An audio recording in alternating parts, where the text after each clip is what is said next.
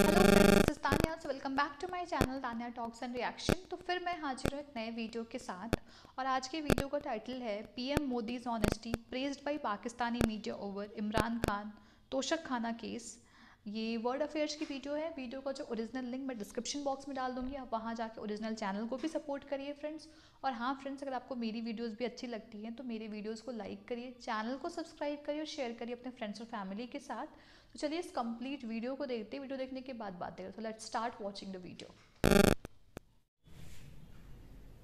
कि पाकिस्तान के मीडिया ने अचानक से इंडिया के जो लीडर्स हैं, प्राइमरली इंडिया के जो प्राइम मिनिस्टर्स हैं, इनकी ऑनेस्टी, इनकी ईमानदारी की बात करनी स्टार्ट कर दी है। यहाँ पर आप देख पाओगे पाकिस्तान के बहुत ही बड़े जर्नलिस्ट हैं हामिद मीर, ये कह रहे हैं कि हमारे बहुत सारे डिफरेंसेस होंगे नरेंद्र मोदी के साथ बहुत से इश्यूज़ को लेकर, मगर एक बात हमें माननी पड़ेगी कि इन्होंने बहुत ज़्यादा ईमानदारी दिखाई कि जो भी इनको प्राइज़ मनी मिलता है, चाहे सोल पीस प्राइज़ हो या फिर कहीं और कुछ अवार्ड मिला, कुछ गिफ्ट मिला, सीधा सीधा ये जो पैसा है ना, ई ऑक्शन के जरिए सरकार बेचती है और ये जो सारा पैसा आता है ये सरकारी प्रोजेक्ट्स में ही वापस चला जाता है। और ये अपने आप में बहुत ही यूनिक बात है, क्योंकि इतिहास में आप अगर देखो इंडिया पाकिस्तान रिलेशंस को आप फॉलो करोगे तो पाकिस्तान के जर्नलिस्ट हमेशा भारत सरकार के बारे में भला बुराई कहते थे, मगर अब हम देख रहे हैं कि पाकिस्तान में जो दो खेमे बढ़ चुके हैं ना, वहाँ पर एक साइड तारीफ कर रही है पीएम मोदी की, एक साइड तारीफ कर रही है जयशंकर साहब की। यहाँ पर आप देख पाओगे ये दो आपको लोग मिलेंगे पाकिस्तान में जो काफ़ी पॉपुलर है, एक तो इमरान खान और दूसरे यहाँ पे है हामिद मीर।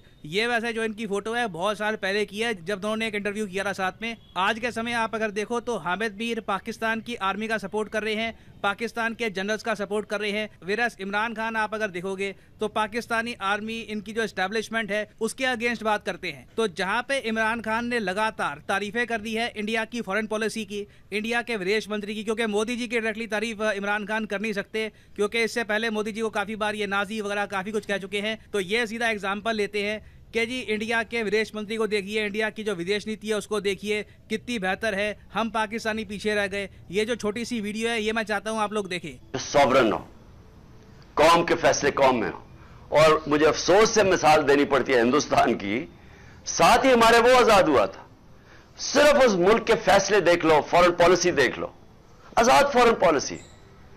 मुल्क खड़ा हो गया हिंदुस्तान कि नहीं जी हम रूस से तेल लेंगे, हम तुम्हारे साथ अलायंस है अमेरिका के साथ क्वाड के अंदर, लेकिन हम फैसले करेंगे तेल रूस से इसलिए लेंगे कि हमारे लोगों को सस्ते तेल की जरूरत है, हम अपने लोगों के ऊपर महंगाई का बोझ नहीं डाल सकते। खड़े हो गए, अमेरिका नाराज हुआ, लेकिन आखिर अमेरिका को मानना पड़ा। हमने भी वही किया था। लेकिन ये जो गुलाम ऊपर बैठाए गए हैं, जो साजिश के तहत आए हैं, हर समय साजिश ही होती रहती है। 7 महीने हो गए, इनको शर्म नहीं आई कि मुल्क महंगाई में यानी लोग डूब गए, लेकिन इन्होंने रूस से तेल नहीं लिया क्योंकि जो इनके। तो एक तरफ हम देख रहे हैं कि इमरान खान भारत की जो फॉरेन पॉलिसी है और जयशंकर साहब के जो स्पीचेज हैं ये अपनी रैली में दिखा कर ऑलमोस्ट टारगेट कर रहे हैं पाकिस्तान की एस्टैब्लिशमेंट, शहबाज शरीफ को, कि देखो इंडिया से सीखो, ये लोग हमसे कितना बेहतर कर रहे हैं, तुम्हारी वजह से हम इंडिया से पीछे हो गए, हम इंडिया की तरह परफॉर्म नहीं कर पा रहे।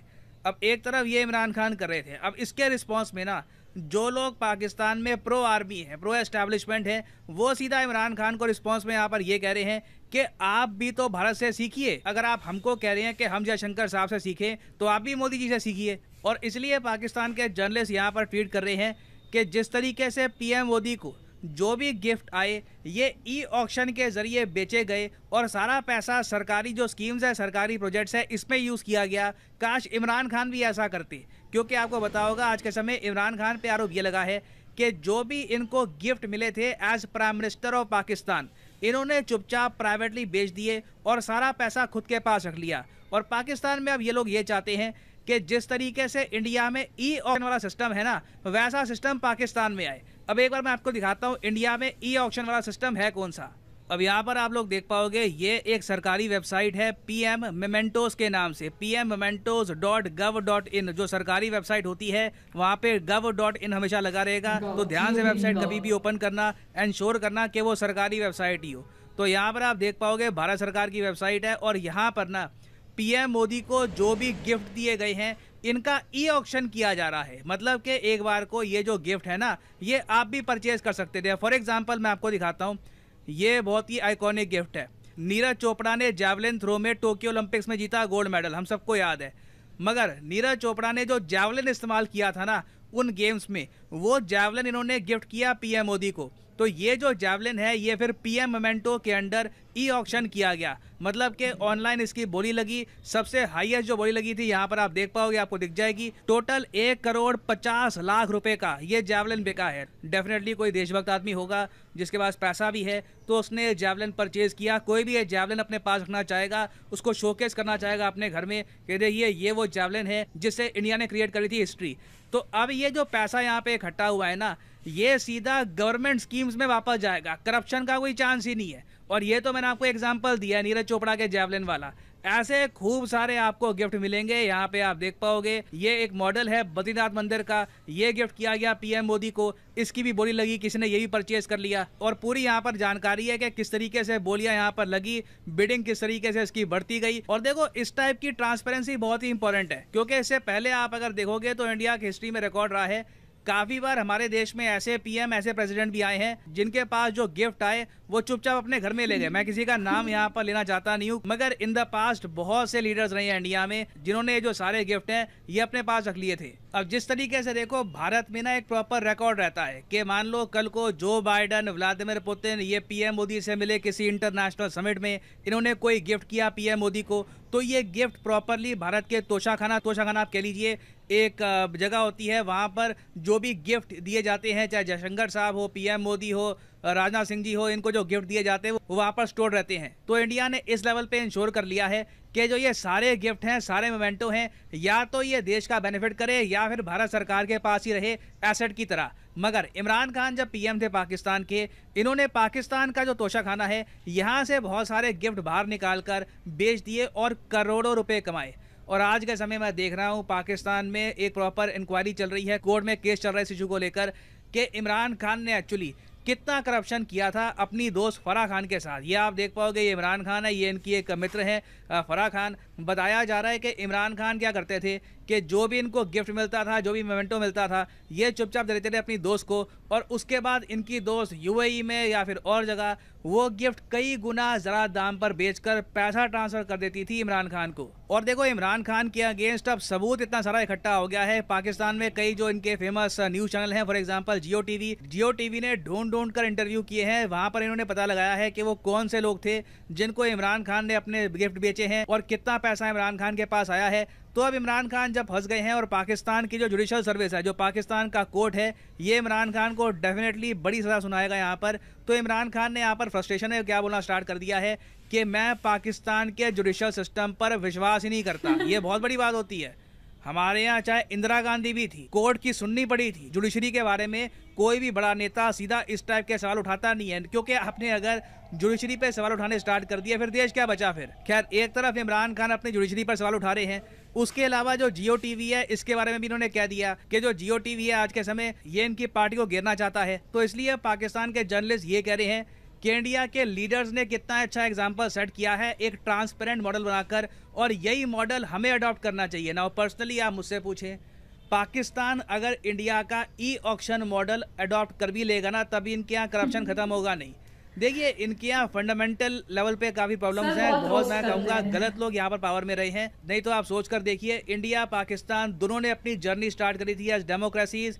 पाकिस्तान में डेमोक्रेसी कभी प्रॉपरली रूट्स अपनी पकड़ नहीं पाई। इंडिया में जुडिशरी डेमोक्रेसी आज भी प्रॉपरली फ्लरिश कर रही है। उसके अलावा करप्शन के इशू पर भी मैं बात करूँ ना, तो इंडिया कई गुना बेहतर है कंपेयर टू पाकिस्तान। ये ऑफ कोर्स सिर्फ मैं नहीं कह रहा। रिसेंटली आप अगर करप्शन परसेप्शन इंडेक्स में देखोगे तो पाकिस्तान की रैंक जहां पर 180 कंट्रीज में से है एक शॉकिंग 140। जी हाँ, 180 कंट्रीज में से 140, one of the most corrupt countries in the world. मैं यहाँ पे ये बोल दूँ, भारत कोई डेनमार्क स्वीडन नहीं है। हमने कोई ऐसा नहीं है कि बिल्कुल बहुत तरक्की कर ली इस मामले में। हमारे यहाँ भी अभी इंप्रूवमेंट की बहुत गुंजाइश है, मगर हमारी रैंक पाकिस्तान से कई गुना बेहतर है। 85th रैंक है भारत की 180 कंट्रीज में से। तो डेफिनेटली इमरान खान वाला जो केस है, तोशाखाना केस, ये साफ साफ हमको ये दिखाता है कि पाकिस्तान में करप्शन एक मेजर इशू है, और जब तक ये इशू रहेगा तब तक ये कंट्री इकोनॉमिकली भी स्टेबल नहीं रह पाएगा। अपनी रिसेंटली आपने रिपोर्ट देखी होगी कि हाई चांसेस हैं कि पाकिस्तान कभी भी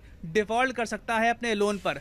वैसे जब ये रिपोर्ट सामने आई कि 70% चांस है कि पाकिस्तान डिफ़ॉल्ट कर जाएगा, तो पाकिस्तान की गवर्नमेंट सामने आई, इन्होंने ये कहा कि जो भी पाकिस्तान को कर्ज़ों की पेमेंट करनी है, बॉन्ड्स की पेमेंट करनी है, ये टाइम से करेंगे। Pakistan will not default. जो श्रीलंका के साथ हुआ था, ये पाकिस्तान के साथ होने नहीं देंगे, और लग रहा है कि कोई ना कोई इनको हेल्प कर देगा, या चाइना या सऊदी अरेबिया या कतर या यूएई, कहीं ना कहीं से ये लोग फ्लोट करते रहेंगे। मगर एज ए कंट्री ये तब तक प्रोग्रेस नहीं कर पाएगा जब तक फंडामेंटली इनके यहाँ करप्शन की स्थिति इंप्रूव नहीं होती। नाउ फाइनली यहाँ पे मैं आपसे एक क्वेश्चन पूछूंगा। क्वेश्चन यहाँ पर यह है कि हाल ही में वो कौन सा देश है जिसने इंडियन सिटीजन्स को ये छूट दे दी है कि अब आपको पुलिस की क्लियरेंस सबमिट करने की जरूरत नहीं है वीजा प्राप्त करने के लिए। ये टॉपिक बहुत न्यूज में रहा था।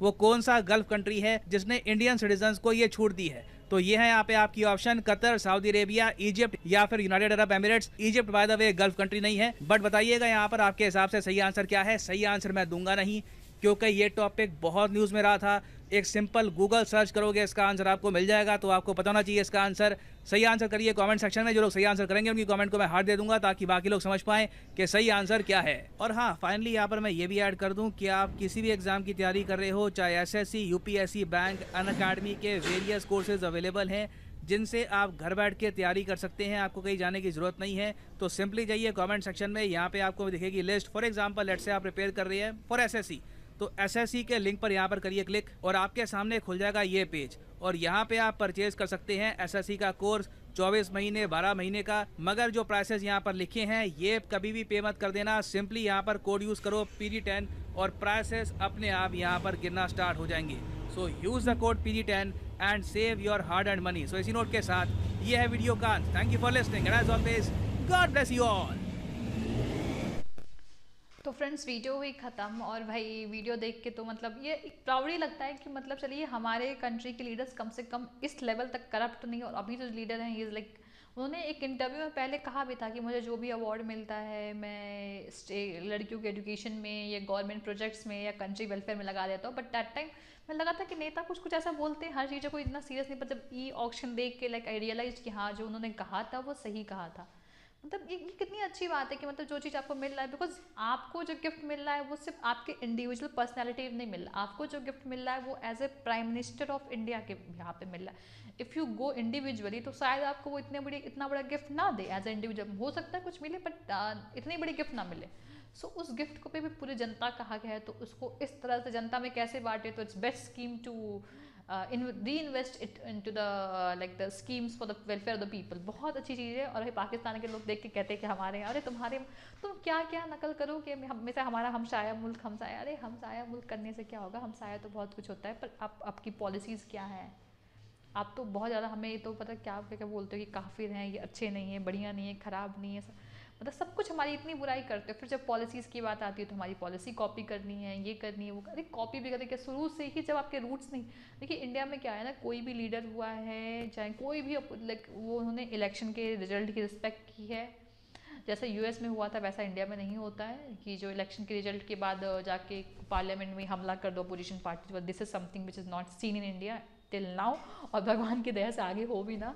और भी ये चीज़ें हैं कि जैसे कोई भी लीडर आता है जुडिशरी पे सवाल नहीं सीधे उठा देता है कि हमको इस देश के ये कह सकते हैं कि हाँ इस पर एक बार मैं कोशिश करूँगा, रिव्यू सुप्रीम कोर्ट रिव्यू करे, रिव्यू पिटिशन हो, ये फलाना ढिमका ये सब। लेकिन ये कहना कि I don't trust the judiciary system of this country, just like ये एक छोटा स्टेटमेंट नहीं है। और ये एक आम आदमी नहीं दे रहा है, एक ऐसा आदमी दे रहा है ये स्टेटमेंट जो एक किसी टाइम एक कंट्री का पीएम था। तो अब सोच वे तो क्या ये लोग, और अपने गिफ्ट्स ले जाके बेच दिया, उसके पैसे रख लिए, फिर कहते इंडिया की तरफ पॉलिसीज। इंडिया तो मतलब आज़ाद फॉरेन पॉलिसी के लिए भी इतना नहीं कितने रिस्क लिए हैं अंदर से। ऐसा नहीं है कि हमें बस फ्री का मिले, स्टार्टिंग में रिस्क भी लिया, क्योंकि without risk there is no gain. कुछ लॉस रखा है, कुछ अपने को मजबूत किया है।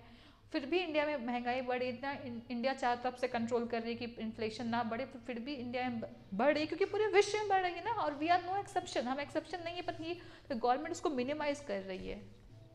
चलिए मतलब अच्छा लगता है कि हाँ वी आर लाइक अभी we have got a great leaders, तो हमें उन्हें रिस्पेक्ट करने। मैं ये नहीं कहती कि हमारे लीडर्स जो अभी उसमें फ्लॉज नहीं, they are certainly like they are also human being, तो बहुत सारे फ्लॉज हैं, बट फिर भी we have like much more responsible leader. This is something we all should acknowledge.